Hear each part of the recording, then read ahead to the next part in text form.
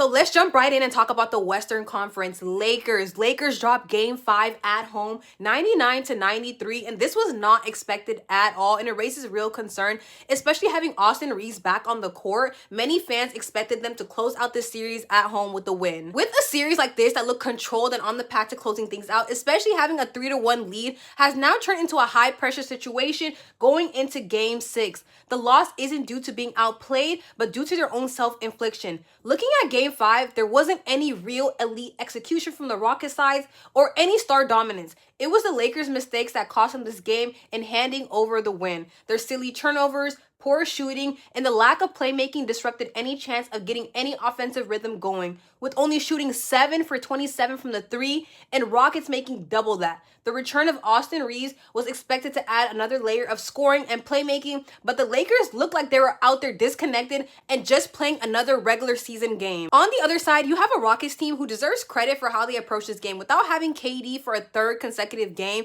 they really went out there and played with urgency, and they didn't have to do anything out of the ordinary. They were just able to capitalize off the Lakers' mistakes this game and just ultimately had more shots fall. And especially if you are down in a series, taking advantage of those turnovers is key to building momentum, and that's exactly what they did. The last 2 games have this Rockets team believing that they can extend this series to a game 7 winner takes all scenario, and anything can happen when we reach a game 7. And considering the stakes at hand, game 6 is pivotal in every sense for the Lakers. They have the talent, so it's not about that. It's about playmaking, knocking down shots, and overall executing. In order to close the series out, they need to come out in game 6 with urgency, controlling the pace, and most importantly, taking care of the ball, because that is what led to their upset in game 5, all these turnovers. Especially in an away game too, letting the Rockets dictate the tempo will be a major mistake. It's not just about winning the series, it's about straying away from the narrative of losing a 3-1 lead. If the Lakers are not locked in, this will go to a winner takes all scenario. Next up in the West, we have the number 1 seed, the Oklahoma City Thunder,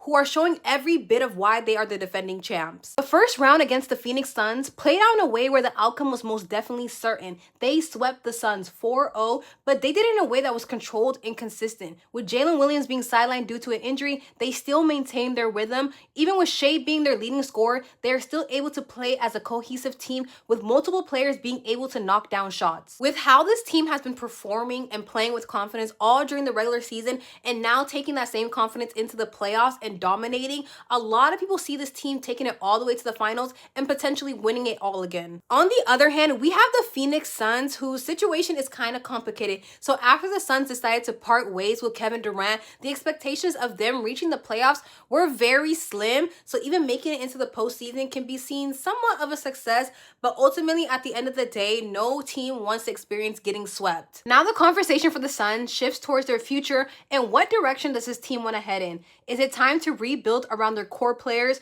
or does the face of the franchise, Devin Booker, decide to think long-term for his desires to win a championship ring? And does he request a trade in hopes of landing on a team where he can compete at a higher level?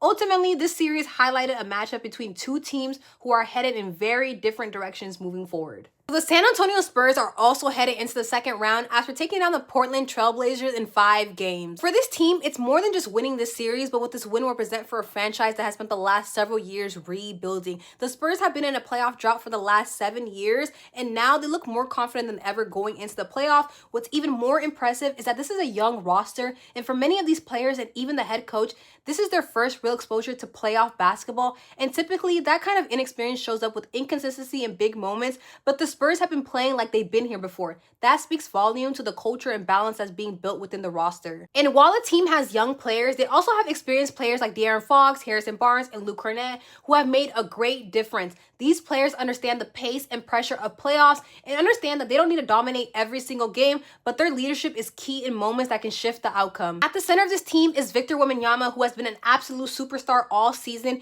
and has exceeded expectations. His impact goes beyond just defensive stops.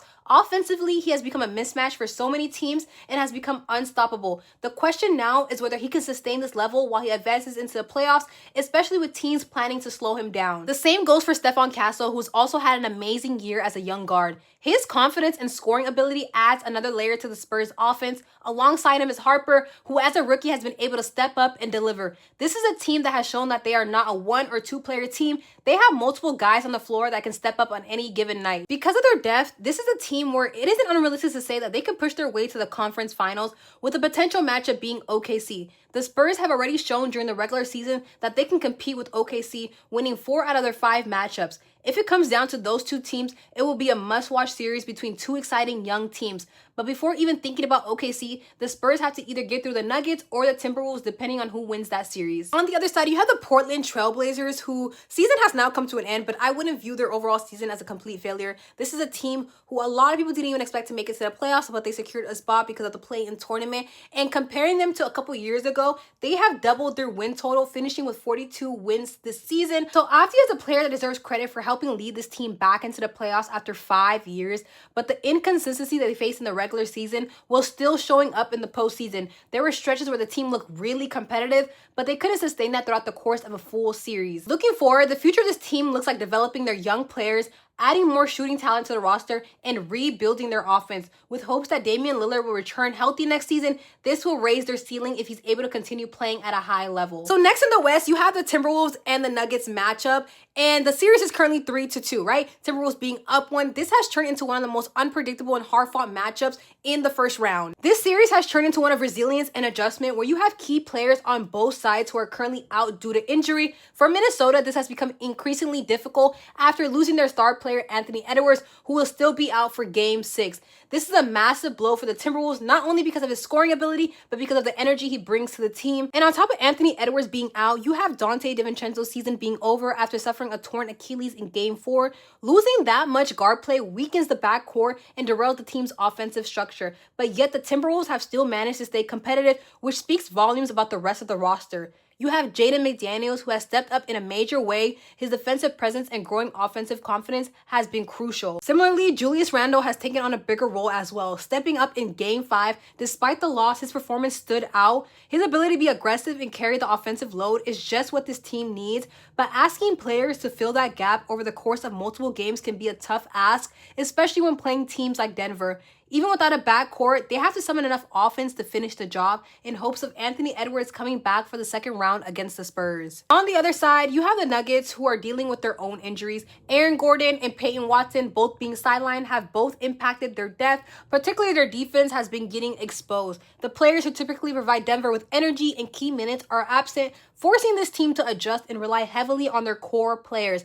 But let's not forget, unlike the Timberwolves, the Nuggets still have their star player on the floor. Jokic, who went on the floor, is completely dangerous. In Game 5, he recorded a triple-double, which is a reminder to how much he's able to control the game. Then you also have to remember Jamal Murray's on the court, who's also a scoring threat. With the season on the line, these two are the driving force to keep Denver alive and push the series to a potential Game 7. The stakes couldn't be higher for either teams. You have Denver, it's plain and simple, win or go home. But for the Timberwolves, after being up 3-1 in this series, it's about avoiding the risk of letting the series slip away from you and turning into a Game 7 winner-takes-all situation. This matchup could go either way. The Timberwolves could find just enough offense and maintain the same defensive energy and close it out at home, or Nuggets can lean on their scoring duo with Jokic and Murray, and this game can swing in their favor. This series is no longer just about talent, but about grit and which team can execute long enough to survive. So the playoffs in the West have been so exciting and so much fun to watch. Let me know who you think is going to win, the Lakers or the Rockets,